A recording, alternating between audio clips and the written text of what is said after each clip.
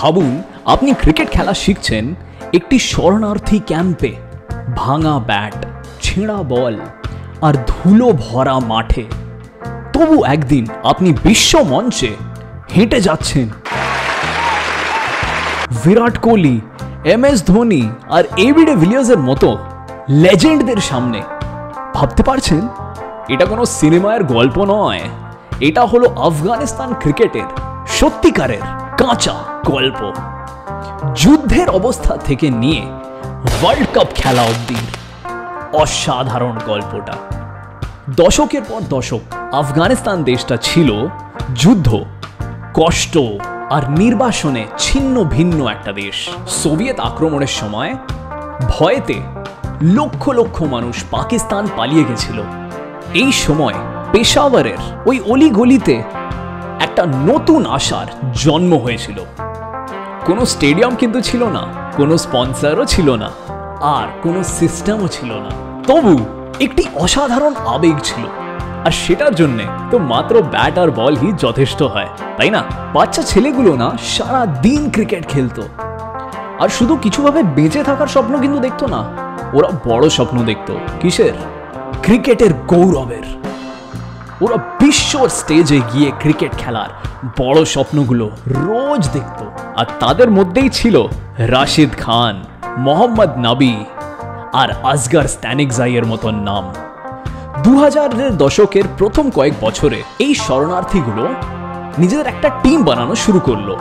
তারা পাকিস্তানের ছোট মোটো টুর্নামেন্টগুলোতে খেলতে লাগলো আর ভালো পারফরমেন্স দিতে লাগলো। সবাই দেখতে লাগলো, এদের একটা চর্চা শুরু হয়ে গেল।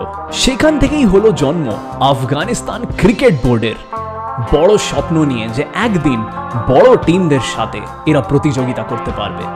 ভীষণ কম পয়সা কিন্তু বড় স্বপ্ন আর ইচ্ছে নিয়ে এরা পঞ্চম ডিভিশন থেকে প্রথম ডিভিশন অবধি পৌঁছালো, আর 2009 সালে ওডিআই স্ট্যাটাস পেয়ে গেল।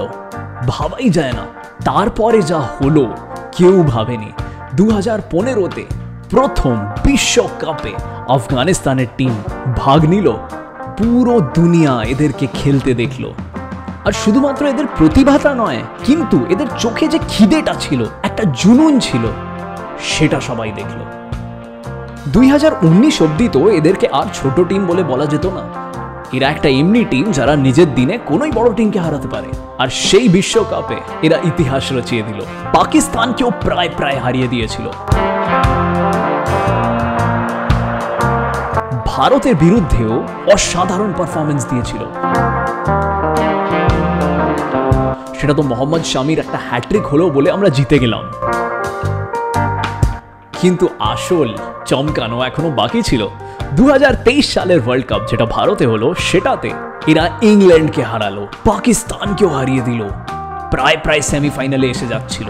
ঠিক তারপরের বছর 2024 সালে অস্ট্রেলিয়াকে T20 ওয়ার্ল্ড কাপে হারিয়ে দিল। কেউ বিশ্বাস করতে পারছিল না। নিউজিল্যান্ডকেও হারালো, আর এই বছর 2025-এ চ্যাম্পিয়ন্স ট্রফিতে আর একবার ইংল্যান্ডকে হারালো।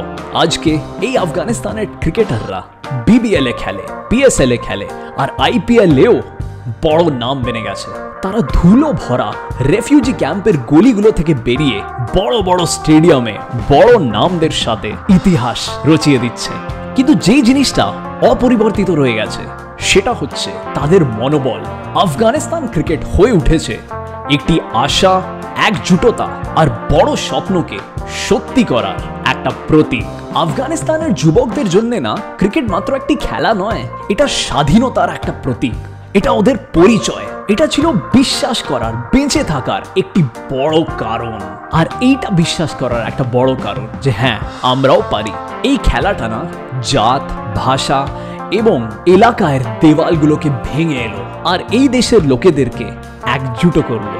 এদের গল্প দিয়ে না আমরা এটা শিখি যে বড় স্বপ্ন দেখার জন্য একাডেমির দরকার নেই, কিন্তু মাত্র লাগে বিশ্বাস নিজের ওপর।